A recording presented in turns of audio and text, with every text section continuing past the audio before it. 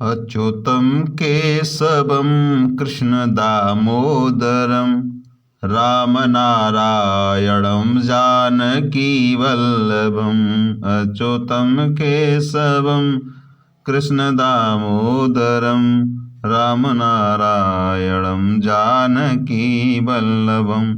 स्वागत है सभी दर्शक साथियों का, सभी भक्तों का आपके अपने YouTube चैनल रामकृष्ण जी शिवम स्टूडियो में। मैं रामकृष्ण शास्त्री आगरा से आप लोगों के बीच में धार्मिक कथाएं, व्रत कथाएं एवं अन्य जानकारियां लेकर के आता रहता हूं और आशा करता हूं आप सभी स्वस्थ होंगे और आपके ऊपर माँ भगवती लक्ष्मी की कृपा बनी रहेगी और आपकी मनोकामना पूर्ण होती रहेगी।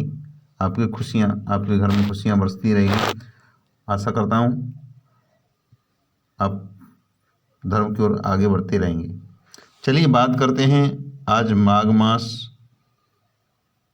कथा का 24वां अध्याय। माघ मास कथा का 24वां अध्याय 18 फरवरी 2024।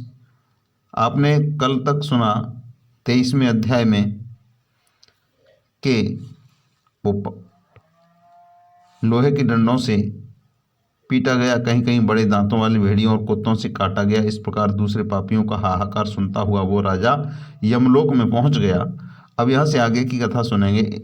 इस कथा सुनने से पहले एक निवेदन आपसे करना चाहूँगा कि अभी तक आपने चैनल को सब्सक्राइब नहीं किया हो तो प्लीज़ चैनल को सब्सक्राइब करें और घंटी को प्रेस करके रखें जिससे नोटिफिकेशन सबसे पहले आपको मिले। चलिए बात करते हैं आज माघ मास का महात्म्य 24वां अध्याय 18 फरवरी 2024।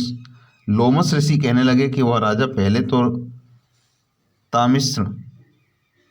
तामिश्र नामी नरक में गया, फिर अंध तामिश्र नरक में जहाँ पर अति दुखों को प्राप्त हुआ, फिर महारौरव, फिर कालसूत्र नामी महानरक में गया, फिर मूर्छा को प्राप्त हो गया।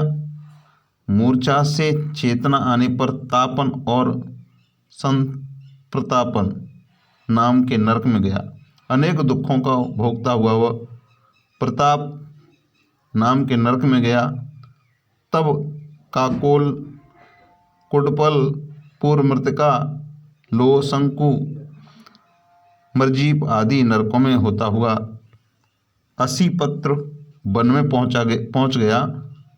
फिर लोहधारक आदि नरकों में गिराया गया।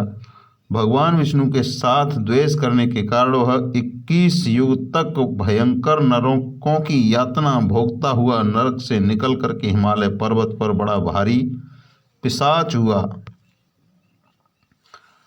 उस वन में वह भूखा और प्यासा फिरता रहा। उसको मेरू पर्वत पर भी कहीं खाने को कुछ नहीं मिलता, भोजन नहीं मिलता था, पीने के लिए जल नहीं मिलता था और होतव्या के कारण वह पिशाच घूमता हुआ एक समय लुप्त प्रस्तवण नाम के वन में गया और बेहड़ से निकले बहेड़े के वृक्ष के नीचे वह दुखी होकर के हाय मैं मरा, हाय मैं मरा ऐसे शब्द जोर जोर से पुकारने लगा और कहने लगा, भूख से दुखी मेरे इस मन को कब अंत होगा, मेरे इस जन्म का कब अंत होगा। भूख से व्याकुल रह करके इस पाप रूपी समुद्र में डूबते हुए मुझको कौन सहारा देगा। लोमस ऋषि कहते हैं कि इस प्रकार वेद पाठ करते हुए देवदूती ने उसके दुख भरे वचनों को सुना और वहां पर एक पिशाच को देखा जिसकी लाल इरावनी आंखें, दुर्लभ शरीर, काले काले ऊपर खड़े बाल, विकराल चेहरा, काला शरीर, लंबी जीभ बाहर निकली हुई, लंबे होठ, लंबी जांघें, लंबे लंबे पैर, सूखा चेहरा, आंखों में पड़े गड्ढे वाले पिशाच को देख करके देवदूती ने उससे पूछा कि तुम कौन हो, जो ऐसी करुणा से क्यों रोते हो, तुम्हारी यह दशा कैसी हुई और तुम्हारा मैं क्या उपकार करूं। मेरे आश्रम पर आने पर कोई प्राणी दुखी नहीं रहता और वैष्णव लोग आनंद करते हैं। सो हे भद्र, तुम अपने इस दुख का कारण जल्दी कहो, क्योंकि विद्वान मनोरथ पाने के लिए विलंब नहीं करता। विद्वान मनोरथ पाने के लिए विलंब नहीं किया करते। ऐसे वचन सुनकर के प्रेत रोना बंद करके विनीत भाव से कहने लगा कि हे द्वेष, किसी बड़े पुण्य में मुझको आपके दर्शन हुए। बिना पुण्य के साधुओं की संगत नहीं होती। और फिर उसने पहले जन्म का वृत्तांत कहा कि भगवान विष्णु के द्वेष के कारण मेरी यह दशा हुई है। जिस हरि का नाम यदि अंत समय में मनुष्य के मुख से निकल जाए तो मनुष्य विष्णु पद को प्राप्त होता है। जो सबका पालन करता है उसी से मैंने द्वेष किया। यह सब मेरे कर्मों का दोष है, जिसकी ब्राह्मण तप द्वारा प्रार्थना करते हैं। ब्रह्मादि देवता सनकादि ऋषि जिसको मुक्ति के लिए पूजते हैं, जो आदि मध्य और अंत में विश्व का विधाता और सनातन है, जिसका आदि मध्य और अंत नहीं है, उस भगवान के साथ मैंने द्वेष किया है। जो कुछ पुण्य किए हैं मैंने पहले जन्म में किए थे, वह सब विष्णु की द्वेष रूपी अग्नि में भस्म हो गए। यदि किसी प्रकार से मेरे इस पाप का नाश हो जाए तो मैं भगवान विष्णु के सिवाय किसी और देवता का पूजन नहीं करूंगा। भगवान विष्णु से द्वेष करके मैंने बहुत दिनों तक नरक यातना भोगी और पिशाच योनि में पड़ा हूँ। इस समय मैं किसी अच्छे कर्म के योग से आपके आश्रम में आया हूँ, जहाँ पर आपके सूर्य रूपी दर्शन ने मेरे दुख समान अंधकार को दूर कर दिया है। अब आप कोई ऐसा उपाय बताइए जिससे मेरी यह पिशाच योनि दूर हो जाए, क्योंकि सज्जन पुरुष उपकार करने में देर नहीं करते। देवदूती कहने लगे कि यह माया देवता मनुष्य असुर सबकी स्मृति को मोहित कर देती है, जिससे धर्म का नाश करने वाला द्वेष उत्पन्न हो जाता है और जगत के उत्पन्न करने, रक्षा करने और नाश करने वाले जो सब प्राणियों की आत्मा है उनसे भी लोग द्वेष करते हैं।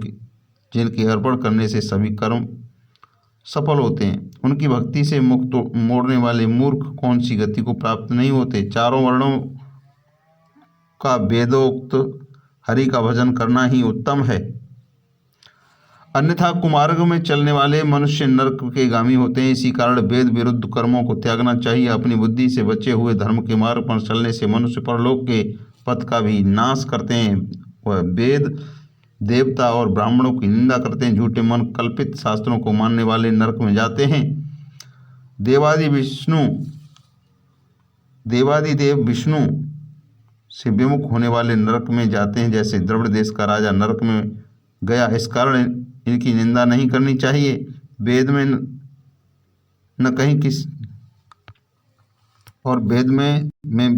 में भी नहीं कहीं ऐसी क्रिया कोई भी करनी चाहिए। लोमस ऋषि कहते हैं, ऐसा करने पर मुनि ने पिशाच को सुमार्ग बताया। माघ मास में तुम प्रयाग में जाकर के स्नान करो, उससे तुम्हारी यह पिशाच योनि समाप्त हो जाएगी। माघ मास में प्रयाग के स्नान करने से मनुष्य पहले जन्म के सब पापों से विमुक्त हो जाता है और वहां जाकर के स्नान करने से मुक्ति को प्राप्त होता है। इससे बढ़कर के और कोई प्रायश्चित नहीं है। संसार में यह मोक्ष और स्वर्ग का खुला हुआ द्वार है। गंगा और यमुना का संगम त्रिवेणी संसार में सबसे उत्तम तीर्थ है। पाप रूपी बंधन को काटने के लिए ये कुल्हाड़ी है। कहाँ तो विष्णु, सूर्य, तेज, गंगा यमुना का संगम, और कहाँ यह तुच्छ पापरूपी तृण की आहुति। जैसे घने अंधकार को दूर करने वाला शरद का चंद्रमा चमकता है, उसी तरह संगम के स्नान से मनुष्य पवित्र हो जाता है। और तुम्हें गंगा यमुना के संगम का वर्णन नहीं कर सकता, जिसके जल की एक बूंद के स्पर्श से केरल देश का ब्राह्मण मुक्त हो गया। ऋषि के ऐसे वचन सुन प्रेत के मन में शांति उत्पन्न हुई, मानो वह दुखों से छूट गया और प्रसन्नता से उनसे विनयपूर्वक ऋषि से पूछा क्या पूछा कि इसका वर्णन अगले अध्याय में किया जाएगा। इसका वर्णन 25वें अध्याय में आपको मिलेगा। अभी तक आपने चैनल को सब्सक्राइब नहीं किया तो चैनल को सब्सक्राइब करें। जय श्री राधे कृष्णा, जय श्री श्याम, वंदे मातरम। जय हिंद, जय भारत।